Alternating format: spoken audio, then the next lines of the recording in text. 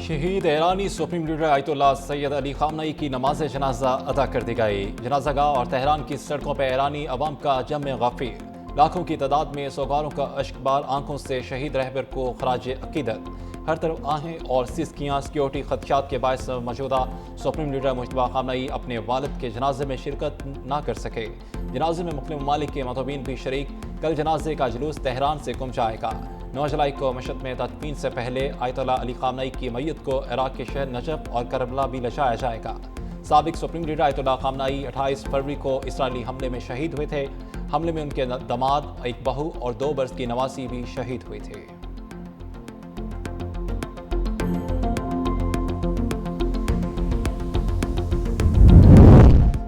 Ayatollah Ali Khamenei से ईरानी अवाम की अकीदत और जज्बाती वाबस्तगी ने अमरीकी सदर को हैरत में डाल दिया। कहते हैं कि ईरानियों को खामनेई के लिए रोता देखकर हैरान हूँ। समझता था कि ईरानी उनसे नफरत करते हैं।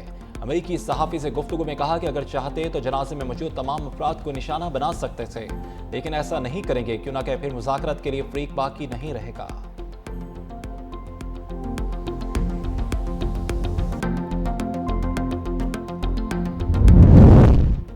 पाकिस्तान और तुर्किया का हर मुश्किल घड़ी में हमेशा एक दूसरे के साथ खड़े रहने का अज़्म। वज़ीर-ए-आज़म शहबाज शरीफ और तुर्क सदर रजब तैयब एर्दोगान की मुलाकात में तजारती ताउन बढ़ाने पर इत्तफाक। मुश्तरका न्यूज़ कॉन्फ्रेंस में तुर्क सदर ने बाहमी तजारत $5 अरब तक ले जाने की ख्वाहिश जाहिर कर दी। कहा कि इस्लामाबाद MOU को नुकसान पहुँचाने की इसराइली साजिशों पर नज़र है।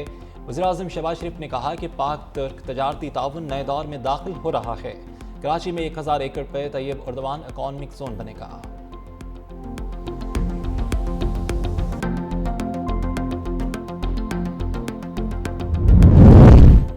कारगिल के हीरो कैप्टन कर्नल शेर खान शहीद। निशान हैदर के यौम शहादत पे स्वाबी में उनके मज़ार पे पुरवकार तकरीब का इनकाद। IGFC Khyber Pakhtunkhwa north major general Rao Imran Sartaj ने शहीद के मज़ार पे हाज़री दी, फूलों की शहादत चढ़ाई और फातह खानी की। फील्ड मार्शल, नेवल चीफ और एयर चीफ के जानब से भी निशान हैदर के हामिल अजीम सपूत को खराज अकीदत। 1999 की कारगिल जंग के दौरान 5 जुलाई को कैप्टन कर्नल शेर खान ने दुश्मन की अददी बरतरी के बावजूद आखिरी सांस तक अपनी पोस्ट का दिफा किया और जाम में शहादत नोश करके तारीख में हमेशा के लिए अमर हो गए। उनकी बेमिसाल जुर्रत और दिलेरी का इतराफ दुश्मन भारतीय फौज के ब्रिगेडियर ने भी किया था, जिस पर उन्हें पाकिस्तान की आला तरीन फौजी एजाज निशान हैदर से नवाजा गया।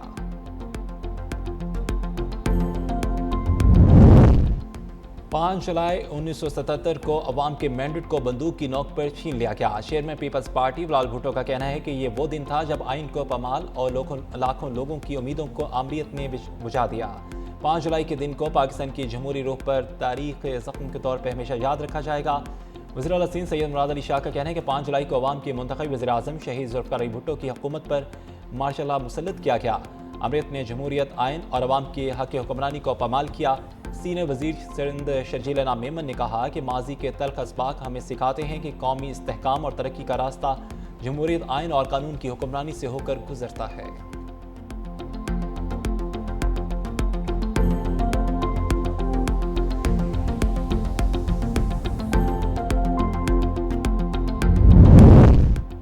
आज़ाद कश्मीर भर में कलअदम ज्वाइंट एक्शन कमेटी की 5 जुलाई की कॉल मुस्तरद। शहरियों का कहना है कि ये कॉल कलअदम एक्शन कमेटी की पुरतशद्दुद कार्रवाइयों और इंतशार फैलाने की एक और मज़मूम कोशिश है। रियासत भर में तमाम कारोबारी मराकज़ और बाजार मामूल के मुताबिक खुले हैं।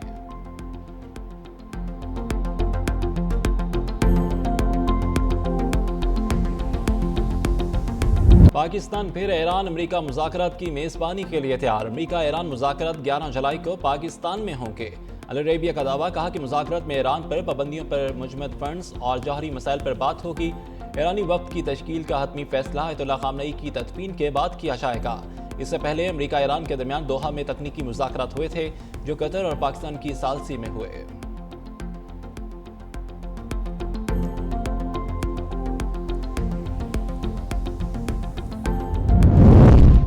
फ्रांस और बरतानिया अपने हुर्मुज़ में फ़ौज तैनात करने से बाज रहें। ईरान ने खबरदार कर दिया, अपने हुर्मुज़ में बारूदी सुरंगें हटाने के लिए अपनी फ़ौजें तैनात करने के बरतानिया और फ्रांस के ऐलान पर ईरानी वज़ारत ख़ारजा का सख्त रद्द-ए-अमल। कहा, ईरान और ओमान के अलावा किसी और मुल्क ने फ़ौजी मुदाखलत की तो कशीदगी मज़ीद बढ़ सकती है। रूस का कहना है कि अपने हुर्मुज़ ही ईरान का जारी हथियार है। चेयरमैन रूसी सलामती कौंसिल ने कहा कि मास्को ईरान के साथ अपनी स्ट्रेटेजिक शराकतदारी जारी रखने के लिए तैयार है।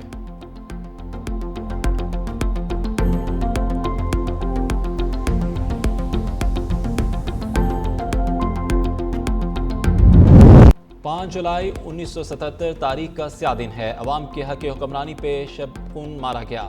سینئر وزیر سندھ شرجیل انعام میمن کا خصوصی پیغام کہتے ہیں کہ 5 جولائی کے غیر جمہوری عمل نے سیاست، معاشرے اور قومی ترقی پہ گہرے منفی اثرات مرتب کیے۔ آج کا دن آئینی بالادستی، جمہوری تسلسل اور عوامی حق رائے دہی کے تحفظ کے تجدید عہد کا دن ہے۔ شہید ذوالفقار علی بھٹو اور شہید محترمہ بینظیر بھٹو نے جمہوریت، آئین اور عوام کے حقوق کے لیے تاریخی جدوجہد کی۔ ماضی کے تلخ اسباق ہمیں سکھاتے ہیں کہ قومی استحکام اور ترقی کا راستہ جمہوریت، آئین اور قانون کی حکمرانی سے ہو کر گزرتا ہے۔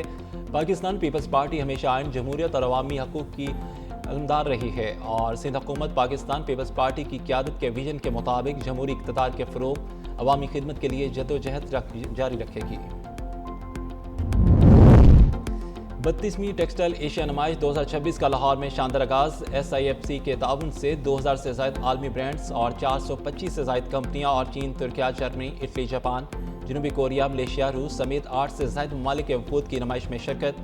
ٹیکسٹائل ایشیا 2026 جدید machinery, digital technology, value added مصنوعات اور برآمدات کے فروغ کا مؤثر عالمی پلیٹ فارم بن چکی ہے۔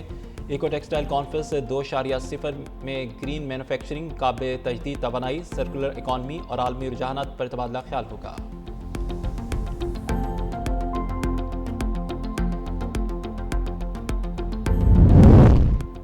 آزاد کشمیر بھر میں کالعدم جوائنٹ ایکشن کمیٹی کی 5 جولائی کی کال مسترد۔ شہریوں کا کہنا ہے کہ یہ کال کالعدم ایکشن کمیٹی پر تشدد کارروائیوں اور انتشار پھیلانے کی ایک اور مذموم کوشش ہے۔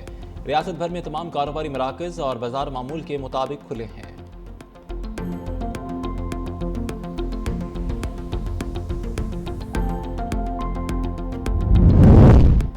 BJP کی سرپرستی میں خفیہ بیرونی فنڈنگ پہ چلنے والی RSS سمیت تمام انتہا پسند تنظیموں نے بھارتی معاشرے کو اپنی لپیٹ میں لے لیا۔ بھارتی جریدہ دی وائر کے مطابق امریکہ میں قائم Indian development and relief fund نے 1995 سے 2002 تک RSS کو لاکھوں ڈالر منتقل کیے۔ دی وائر کا کہنا ہے کہ گجرات میں عیسائیوں پر تشدد اور 2002 کے مسلمانوں کے قتل عام میں ہندوتوا تنظیموں کے ملوث ہونے کے دستاویزی ثبوت موجود ہیں۔ بھارتی جریدہ فرنٹ لائن کے مطابق بیرون ملک ہندو تنظیموں نے ریلیف کے نام پر فنڈ اکٹھا کر RSS کو منتقل کیا۔ بھارتی جریدہ دی ٹیلی گراف نے مغربی بنگال میں RSS کی جانب سے نوجوانوں میں بھی قوم پرست نظریہ پھیلانے کا بھی انکشاف کیا ہے۔ دی ٹیلی گراف کے مطابق RSS نے بنگال میں 2.5 لاکھ نوجوانوں تک رسائی کے لیے میڈیکل اور انجینئرنگ کالجوں کے طلباء کو ہدف بنا لیا ہے۔ افغان رجیم میں سابق سیکیورٹی اہلکاروں کے لیے زمین تنگ، ریاستی سرپرستی میں ٹارگٹ کلنگ اور تشدد کی لہر میں ہولناک اضافہ۔ بدخشاں میں سابق نیشنل ڈائریکٹوریٹ آف سیکیورٹی کے ڈپٹی ہیڈ عبدالجمیل جویا قاتلانہ حملے میں جاں بحق۔ افغان جریدہ دی افغانستان انٹرنیشنل کے مطابق سابق سیکیورٹی اہلکار پیر کو صوبہ بدخشاں کے علاقے فیض آباد میں قاتلانہ حملے کے نتیجے میں شدید زخمی ہو گئے تھے۔ افغان جریدہ دی کابل کا کہنا ہے کہ بدھ کے روز ضلع جانی قل میں مسلح افراد نے سابق حکومت کے پولیس اہلکار محمد عمر کو بھی قتل کر دیا تھا۔